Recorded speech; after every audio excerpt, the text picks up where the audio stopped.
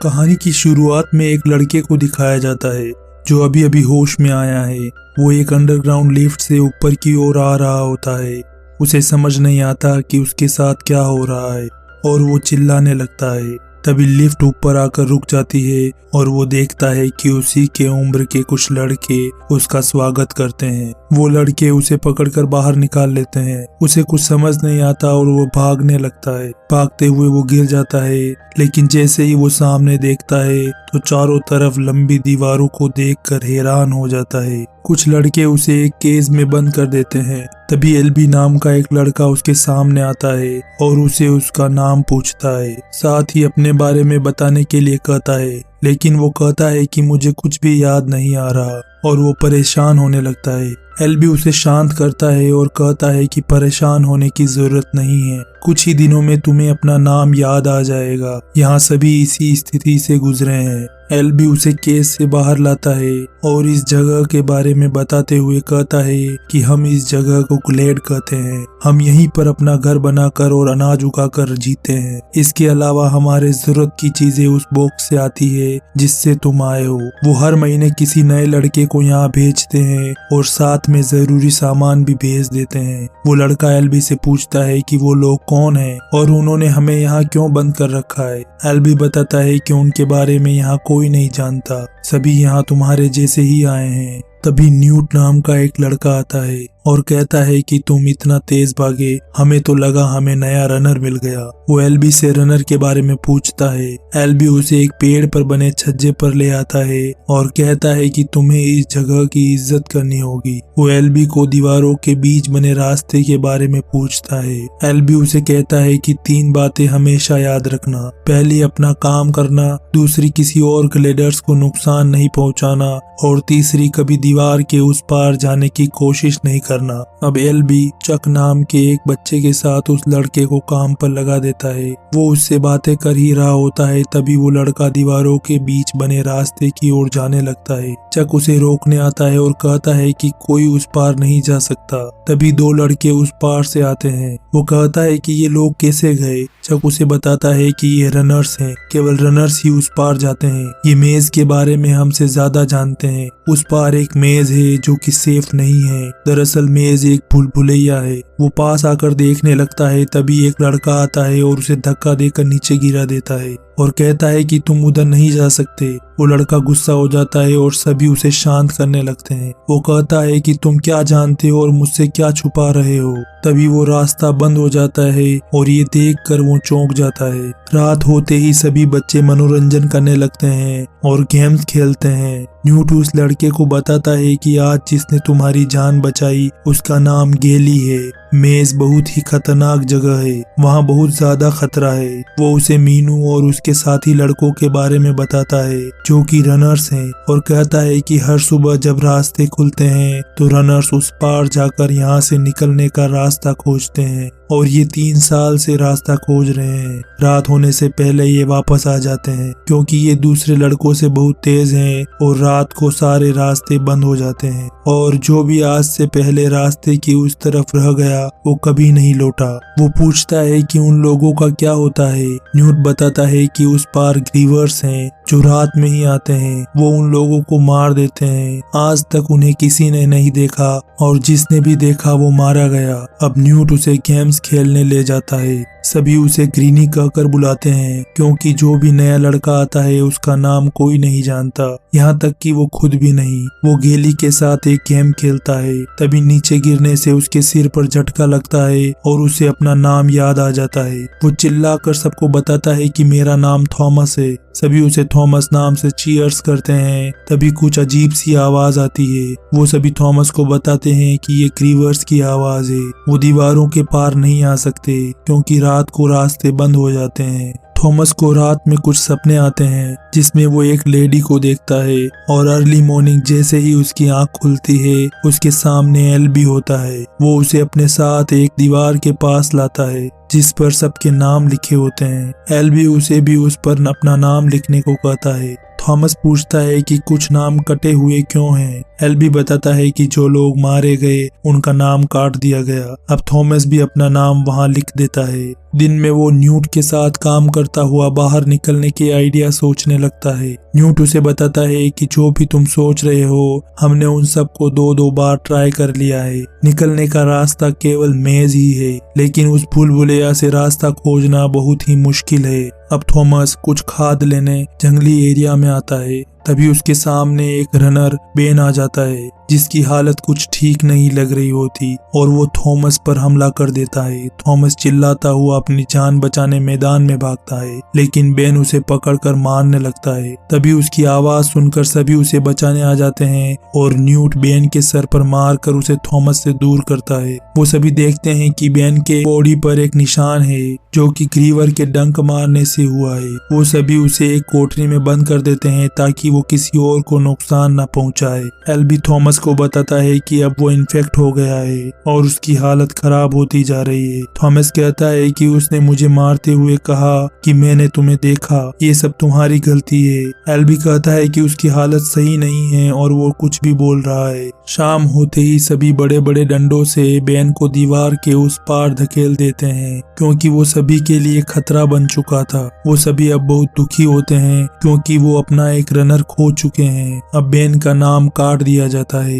रात में थॉमस को फिर से वो ही सपने आते हैं। वो अचानक से उठ जाता है और वो देखता है कि अर्ली मॉर्निंग एल्बी मीनो के साथ दीवार के उस पार जा रहा है। थॉमस न्यूट से पूछता है कि एल्बी दीवार के उस पार क्यों गया है, वो तो रनर भी नहीं है। न्यूट बताता है कि वो देखने गया है कि बेन को डंक कैसे लगा। थॉमस उससे बहस करने लगता है। न्यूट कहता है कि एल्बी जानता है कि उसे क्या करना है क्योंकि वो ही है जो सबसे पहले ग्लेड में आया और एक पूरा महीना उसने अकेले बिताया। और जैसे जैसे दूसरे लोग आते गए उसे समझ आया कि एक दूसरे का साथ ही हमारी ताकत बन सकता है, इसलिए हम सभी साथ हैं। रात होने आती है लेकिन एल्बी और मीनो अभी तक नहीं लौटते। सभी उनका इंतजार करने लगते हैं और परेशान हैं। अब दरवाजे बंद होने लगते हैं। तभी उन्हें सामने मीनो दिखाई देता है जो जख्मी एल्बी को लाद कर आ रहा होता है, लेकिन वो उसे लेकर आए उससे पहले दरवाजा बंद होने लगता है। जब थॉमस और उसके पास खड़े लड़कों को महसूस होता है कि वो नहीं आ पाएंगे,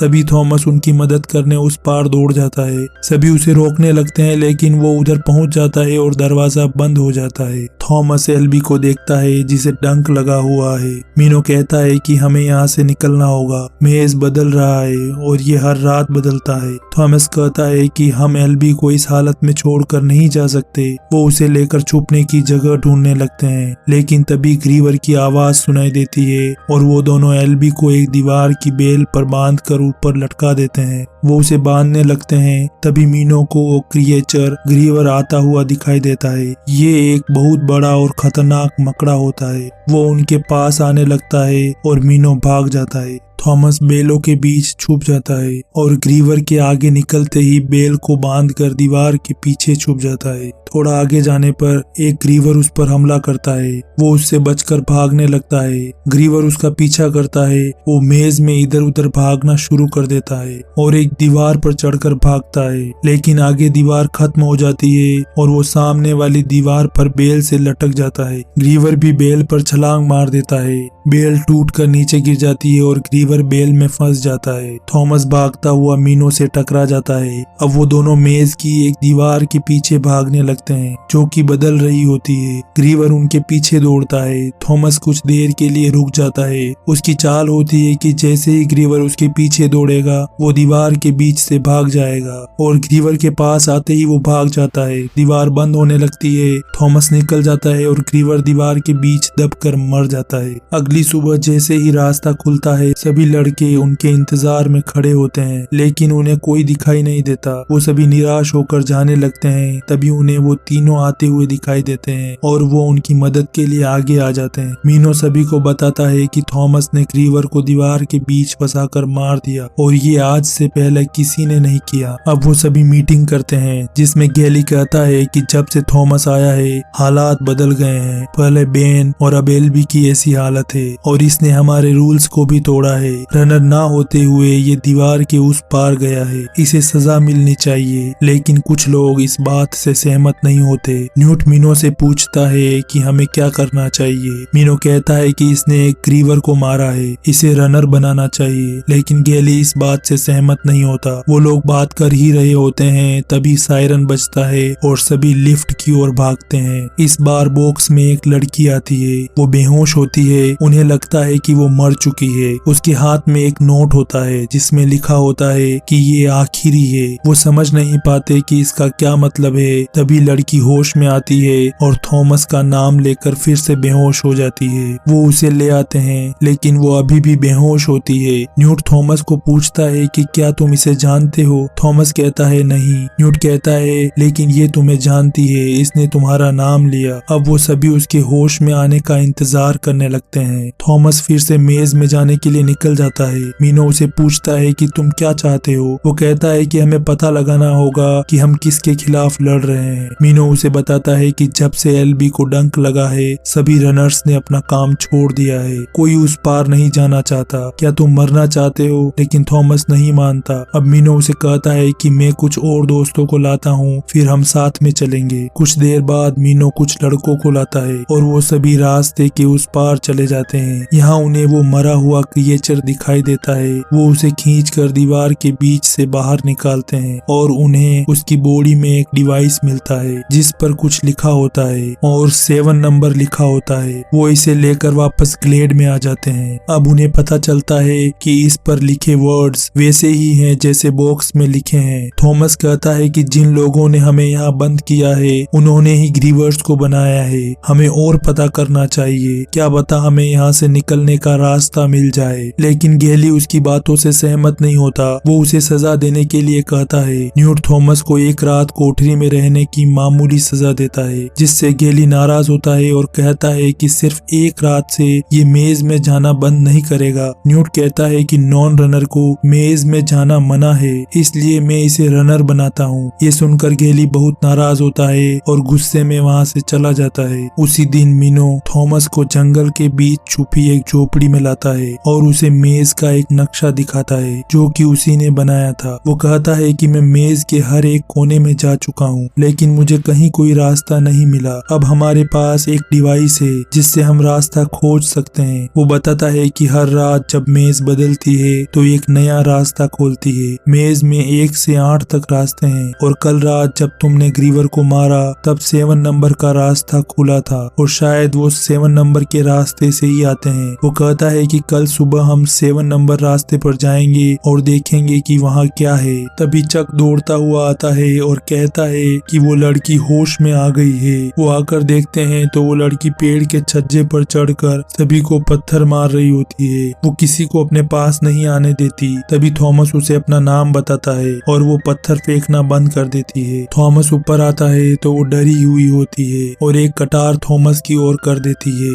वो पूछती है कि मैं कहाँ हूँ और मुझे कुछ याद क्यों नहीं। थॉमस कहता है कि क्या तुम मुझे जानती हो? वो कहती है नहीं, सब बोल रहे थे कि मैं बेहोशी में तुम्हारा नाम ले रही थी, लेकिन मुझे कुछ भी याद नहीं। थॉमस उसे समझाता है कि यहाँ किसी को कुछ भी याद नहीं, सभी तुम्हारे जैसे ही यहाँ आए हैं। कुछ दिन में तुम्हें अपना नाम याद आ जाएगा। तभी वो बताती है कि उसका नाम टेरेसा है। अब वो शांत हो जाती है और कटार थॉमस को दे देती है। वो कहती है कि उसे बस इतना याद है कि मैं पानी में डूब रही थी और एक औरत का फेस याद है। थॉमस कहता है कि मुझे भी सपनों में एक औरत का फेस दिखाई देता है और सपनों में तुम भी थी, लेकिन मुझे कुछ याद नहीं। हम दोनों को इन सब लोगों से कुछ अलग याद आता है। तभी टेरेसा अपनी जेब से 2 सीरम निकालती है और थॉमस को देती है। वो सोचते हैं कि क्या हमें यहाँ किसी मकसद से भेजा गया है। तभी थॉमस को कुछ महसूस होता है और वो सीरम लेकर एल्बी के पास पहुंच जाता है जो कि मरने की हालत में होता है। थॉमस न्यूट को उसे सीरम लगाने को कहता है, लेकिन न्यूट कहता है कि पता नहीं ये क्या है। थॉमस कहता है कि ये वैसे भी मर रहा है, क्या पता इससे ये ठीक हो जाए। तभी एल्बी बेकाबू हो जाता है और टेरेसा उसे सीरम लगा देती है जिससे वो शांत हो जाता है। रात होते ही थॉमस को सजा के तौर पर गैली कोठरी में बंद कर देता है। रात में चक उसके पास आता है और उसके लिए कुछ खाने का लाता है। अब वो दोनों कुछ बातें करते हैं और वो चक को कहता है कि हम जल्दी ही बाहर जाने का रास्ता खोज लेंगे। सुबह होते ही मीनो और थॉमस थॉमस दीवार के उस पार जाने को तैयार हो जाते हैं। दरवाजा खुलते ही वो भागते हुए रास्ता खोजने निकल जाते हैं और सेक्शन 7 तक आ जाते हैं। वो कुछ ब्लेड्स के बीच रास्ता खोजने लगते हैं। अचानक से डिवाइस में से कुछ आवाज आने लगती है। थॉमस उसे देखता है और उसे महसूस होता है कि ये हमें रास्ता दिखा रहा है। वो उसकी मदद से आगे बढ़ने लगते हैं और एक दीवार के पास आते हैं जहाँ रास्ता खत्म हो जाता है। तभी उस डिवाइस की लाइट और नंबर रेड से ग्रीन हो जाते हैं और एक दीवार ऊपर उठती है और सामने एक होल ओपन होता है। वो पास आकर देखते हैं तो अंधेरे में से एक मशीन उन्हें स्कैन करती है और अचानक से मेज बदलना शुरू हो जाती है। वो भागने लगते हैं और ब्लेड्स भी बदलने लगती है और अब पूरी मेज की दीवारें खिसकने लगती है। वो तेज भागते हुए सेफ जगह पहुंच जाते हैं और फिर से ग्लेड में आ जाते हैं। वो सबको बताते हैं कि हमें एक नया रास्ता मिला है, शायद हम वहाँ से बाहर जा सकते हैं। लेकिन गैली उसकी बातों से सहमत नहीं होता है और कहता है कि क्या पता हम उस रास्ते पर जाएं और मारे जाएं। थॉमस कहता है तो क्या हम पूरी जिंदगी यहीं बंद रहेंगे, हमें रिस्क लेना होगा। वो दोनों बहस करने लगते हैं। तभी टेरेसा आती है और उन्हें बताती है कि एल्बी होश में आ गया है और वो सभी एल्बी के पास पहुंच जाते हैं। थॉमस उसे रास्ते के बारे में बताता है लेकिन एल्बी रोते हुए कहता है कि हम यहाँ से कभी नहीं निकल सकते,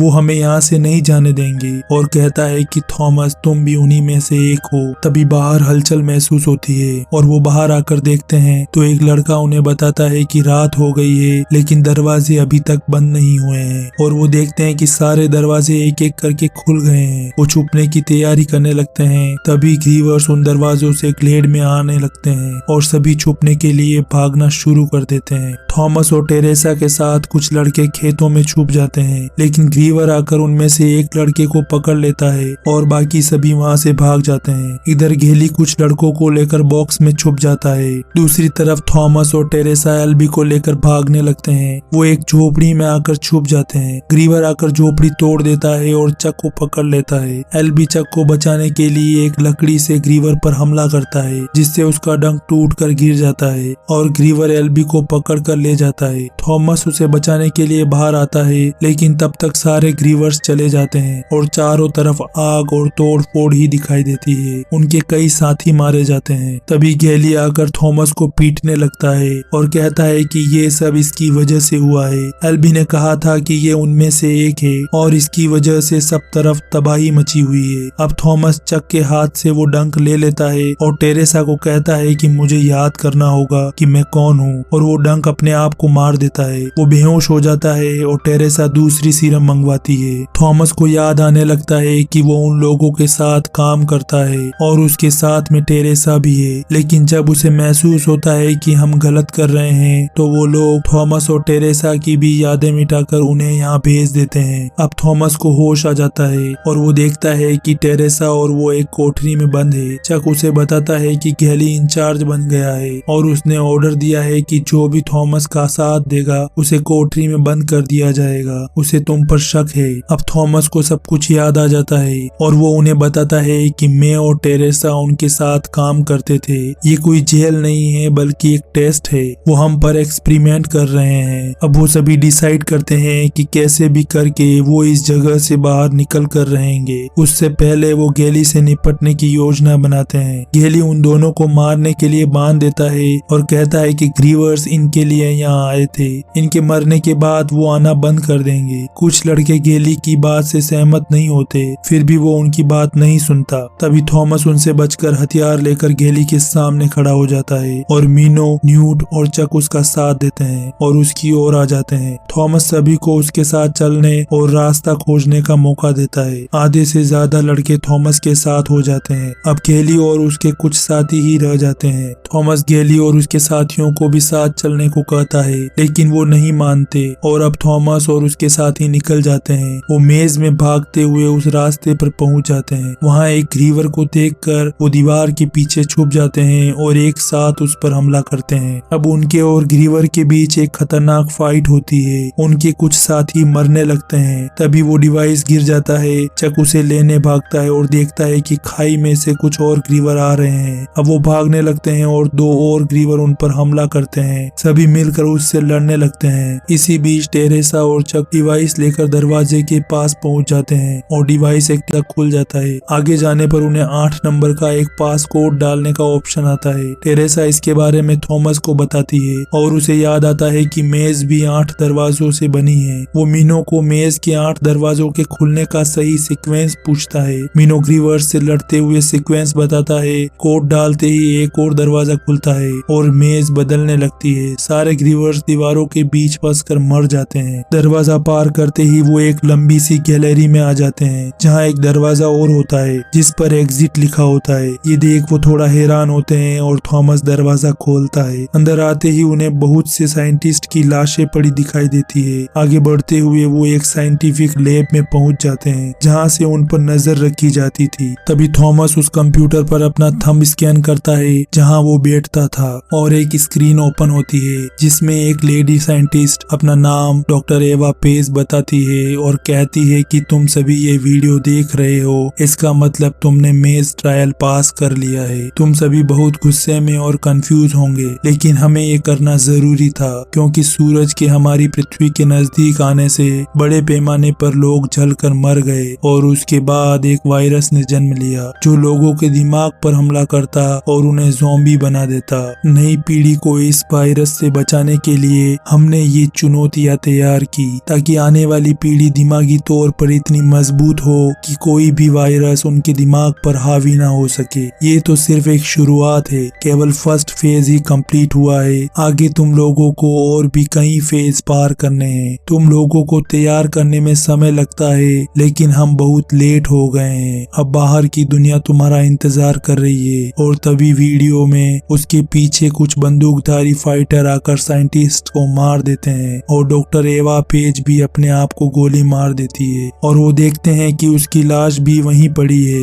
अब उनके सामने बाहर जाने का एक दरवाजा खुल जाता है। वो जैसे ही बाहर जाने लगते हैं तभी उनके पीछे गेली आ जाता है। वो भी एक ग्रीवर को मार कर उसका डिवाइस लेकर आता है लेकिन उसे डंक लगा होता है और वो इन्फेक्ट होता है। उसे सब याद आ जाता है कि थॉमस भी उन लोगों के साथ था। वो थॉमस को गोली मारने लगता है, तभी मीनो से मार देता है लेकिन थॉमस को बचाने की कोशिश में चक को गोली लग जाती है और इस कहानी का सबसे सैड सीन देखने को मिलता है जिसने आंखों में आंसू ला दिए। चक मर जाता है। थॉमस बहुत ज्यादा दुखी होता है क्योंकि जब से वो ग्लेड में आया था चक ही था जो उसके हर समय साथ था। तभी दरवाजा खुलता है और कुछ नकाबपोश सिपाही उन्हें पकड़ कर ले जाने लगते हैं। थॉमस चक को पकड़कर रोने लगता है। वो उसे खींचकर बाहर लाते हैं और बाहर एक रेतीला स्थान होता है। उन्हें एक हेलीकॉप्टर में बिठा दिया जाता है और एक सिपाही उन्हें कहता है कि परेशान होने की जरूरत नहीं है, अब सब कुछ ठीक है और हेलीकॉप्टर वहां से निकल जाता है। वो सभी रेगिस्तान में बने इस मेज को ऊपर से देखते हैं। कहानी के एंड में हम डॉक्टर एवा पेज को फिर से देखते हैं। दरअसल वो जिंदा होती है और ये सब टेस्ट का हिस्सा होता है। वो कुछ सूट पहने लोगों के सामने आकर कहती है कि ये मेज ट्रायल सफल रहा। मुझे आशा नहीं थी कि इतने सारे लोग जिंदा बचेंगे, लेकिन जितने ज्यादा बचे उतना ही हमारे लिए अच्छा है। वो कहती है कि ये लोग अब आने वाले फेज के लिए तैयार है जिसका नाम है फेज 2। और तभी हम देखते हैं कि कोई शहर रेगिस्तान में दफन हो गया है और यही मूवी खत्म हो जाती है। इस कहानी के अंत में कई सवाल बच गए हैं जो कि इस मूवी के नेक्स्ट पार्ट्स में कवर होंगे। आई होप आपको ये कहानी पसंद आई होगी। वीडियो को लाइक करें और अपने दोस्तों के साथ शेयर करें और ऐसी ही वीडियोस देखने के लिए हमारे चैनल को जरूर सब्सक्राइब करें।